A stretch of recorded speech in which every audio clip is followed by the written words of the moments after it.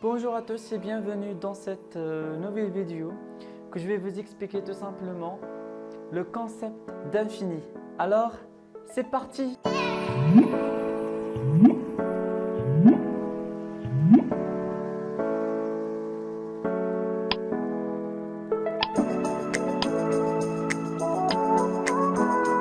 L'infini, c'est une notion qui a fasciné l'homme depuis ses origines. Ça a d'abord occupé des réflexions religieuses, philosophiques.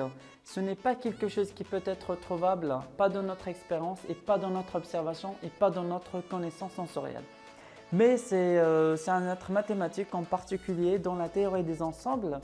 Elle était considérée comme le noyau et la base des mathématiques modernes. C'est un concept indispensable pour l'évolution et la progression des mathématiques, comme par exemple le calcul de la dérivée et l'intégration, qui ont été utilisés par les scientifiques pour décrire ce phénomène naturel afin qu'on puisse comprendre et prédire mathématiquement. Et ce calcul est basé sur la notion de limite qui est intimement liée à la notion d'infini.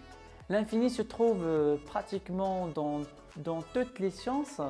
Pensez à la cosmologie, pensez à la physique des particules et l'infini est aussi présent dans pratiquement tous les domaines des mathématiques.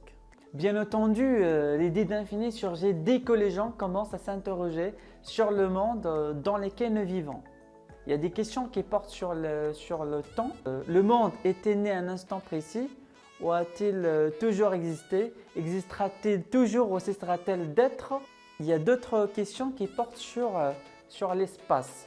Que se passe-t-il si on voyage très longtemps, toujours dans la même direction? Finit-on par atteindre le bord du monde ou peut-on marcher pour l'éternité?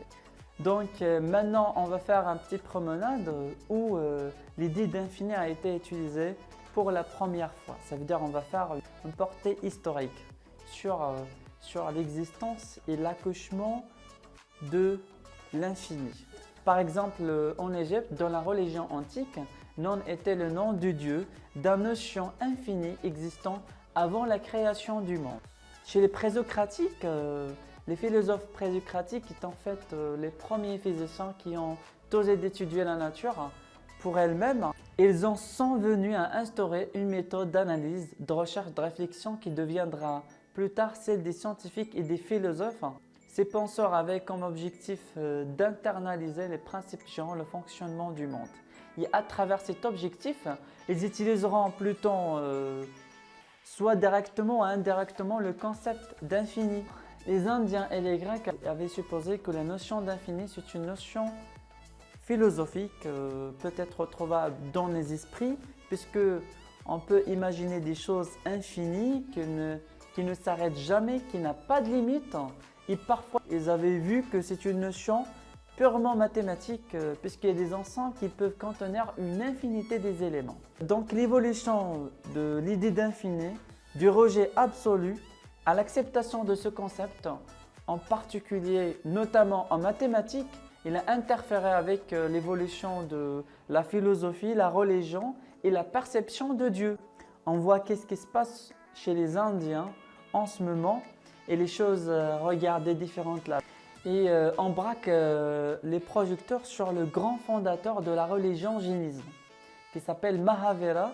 Mahavira, il avait introduit une notion qui n'a pas été utilisée avant. C'est la différence entre qui se poursuit sans fin et le vrai illimité et le vrai sans fin. Il avait également commencé à distinguer les types de l'infini. Il y a une longueur infinie, infini en volume, infini perpétuel. Et voilà la compréhension des Indiens avant 2400 ans. Il était naturel qu'un groupe parmi les mathématiciens appelés finalistes rejetait définitivement l'idée d'infini. Ils le considèrent comme le non-sens. Ils pensaient que toute tentative d'utilisation de ce concept c'est un saut de foi et pas de logique. Mais Aristote a pris une position intermédiaire entre ceux qui rejetaient l'infini et ceux qui étaient convaincus, en distinguant deux types d'infini. Infini potentiel, c'est l'infini des mathématiciens, et l'infini actuel. Il a dit qu'il faut bien maîtriser la notion d'infini. Autrement dit, on peut faire une distinction entre infini potentiel et infini actuel. pour éviter tout paradoxe et toute incohérence qui conduit à des contradictions, selon Aristote. Parce que l'infini potentiel conduit à des contradictions. C'est comme le marcheur dans la succession de ses pas. Il y a un pas, puis un autre, et encore un autre. C'est-à-dire que sa marche peut se répéter indéfiniment. En principe, il peut faire toujours un pas de plus. Cette répétition sans limitation conduit à l'intuition première d'un indéfini sans fin. C'est l'infini potentiel. Elle est naturellement liée à la notion successeur d'un entier naturel. Chaque nombre succède toujours à un autre nombre. Il n'en existe pas de dernier car ce dernier nombre a un successeur. C'est le principe de la récurrence, processus fondamental générateur de l'infini potentiel. Chaque entier est suivi d'un autre. Aucun point n'est le dernier parce que Aristote a compris que vous pouvez commencer à compter les chiffres un par un et continuer à le faire jusqu'à votre mort. Mais l'infini actuel relève d'un au-delà. Elle est réservée à Dieu pour rendre compte de son caractère inatteignable. Cette attribution va donner la possibilité inimaginable d'accéder à tout en même temps. En effet, cette possibilité ne pouvait qu'appartenir à Dieu. L'infini d'Aristote n'est pas rien d'autre, mais comme il a dit dans son livre Physics, il y a toujours quelque chose après. Ça veut dire une chose après l'autre, les choses restent toujours limitées mais différentes. Maintenant, on passe à Zénon. Zénon, c'est un philosophe grec de l'Antiquité. Il était l'inventeur de la dialectique. La dialectique, c'est l'art du raisonnement. La méthode de Zénon consiste à utiliser des prémices admises par tous et d'en déduire des conclusions absurdes. Maintenant, on va annoncer un paradoxe parmi les paradoxes de Zénon. C'est le paradoxe d'Achille et de la tortue. Achille, c'est un héros de la mythologie grecque. Il ne peut rattraper la tortue qu'il poursuit. Le paradoxe est suivant.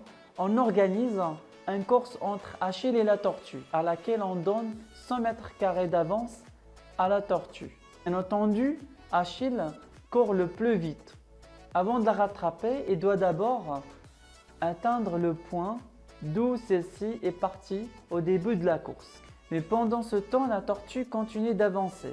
Elle avançait de 10 mètres, donc Achille doit encore courir pour rattraper la tortue. Il court les 10 mètres, il rejoint le point où était la tortue. Mais pendant ce temps, la tortue a encore avancé d'1 mètre. Donc Achille doit encore courir pour rejoindre le point où était la tortue. Et l'opération se répète encore et encore et encore et encore, ainsi de suite. Ainsi, durant le temps qu'il faut à Achille pour parcourir une certaine distance, la tortue a encore parcouru une certaine distance, même si cette distance diminue à chaque étape. La tortue ne sera jamais rattrapée par Achille. Le paradoxe est, est-ce que Achille peut rattraper la tortue? Il paraît quand même bizarre, mais il peut. Bah oui, puisqu'on vit dans le monde réel, donc il peut rattraper la tortue. La réponse à la question posée sur l'existence de l'infini dépend donc au sens qu'on donne le mot infini. S'il s'agit d'existence dans la réalité matérielle, la réponse non. Et s'il s'agit d'existence en tant que concept mathématique utile, la réponse bah oui. Au 6e siècle avant notre ère, les mathématiciens grecs influencés par Pythagore, ils pensaient que toute grandeur physique ou géométrique, il était possible d'associer soit un nombre, soit un rapport de nombres, appelé nombre rationnel. On peut élever un nombre au carré en le multipliant par lui-même, mais l'opération inverse consiste à prendre la racine carrée. Et les savants grecs découvrent une longueur inexprimable, c'est la racine de 2, c'est la diagonale d'un carré de côté 1. Mais aucun rationnel nie la racine carrée de 2. Ils se sont aperçus qu'ils avaient besoin d'utiliser d'autres nombres que les rationnels. Nous savons aujourd'hui que la racine carrée de 2, l'écriture de la racine carrée de 2, comporte un nombre infini de décimales apparaissent de façon totalement aléatoire. Il s'agit d'une grandeur finie, mais son expression comporte un nombre infini de décimales. Pour calculer ce nombre, il faut utiliser un processus infini. Il faut utiliser d'autres nombres à part les rationnels. C'est les irrationnels. La découverte des irrationnels a débouché sur la première crise de l'histoire des mathématiques. Pourtant, leur définition et leur écriture font appel à la notion d'infini. Pour les mathématiciens, le plus grand paradoxe qui a perduré jusqu'au milieu du 19e siècle, c'est celui de la réflexivité. Il est possible de mettre en bijection les ensembles infinis avec une de leurs parties propres. On admet le principe de base, le tout est plus grand que la partie. Plus tard, Galilée reprendra l'argument en faisant remarquer qu'il y a autant de nombres pairs que de nombres entiers et en calculant qu'il est impossible d'envisager les entiers naturels comme une totalité existante. Car sinon, le taux n, c'est l'ensemble des entiers naturels, devrait être égal à la partie, c'est les entiers pairs. Il paraît évident qu'il y a plus de nombres entiers que de nombres pairs. Je reprends l'exemple de l'ensemble n et 2n. Ce sont deux ensembles infinis. Si je peux trouver une fonction qui est bijective entre l'ensemble n et 2n, je peux conclure que n et 2n ont le même cardinal. Ça veut dire ont le même nombre des éléments. Je peux prendre une fonction f de n vers 2n. Chaque n lui est associé 2n. Ce type d'application mathématique s'appelle une bijection. Une bijection, c'est une application entre deux espaces. Chaque élément de l'espace de départ lui est associé un unique élément de l'espace d'arrivée et vice-versa. L'intérêt de ce type de transformation est de pouvoir comparer les ensembles. Je vais revenir à la fonction que nous avons définie. La fonction f, c'est une bijection, ça veut dire que n et 2n ont le même nombre des éléments. Il paraît quand même bizarre puisque nous avons construit une fonction qui est bijective entre n et 2n. Ça veut dire, je peux dire que n et 2n ont le même nombre des éléments. Ça veut dire qu'il y a autant de nombres pairs que des nombres entiers. Si on travaille avec les ensembles infinis, ne pose aucun problème. Mais si on travaille avec les ensembles infinis, ça pose toujours des problèmes. Je pense que c'est la fin de la vidéo. On se retrouve à la prochaine vidéo. À bientôt!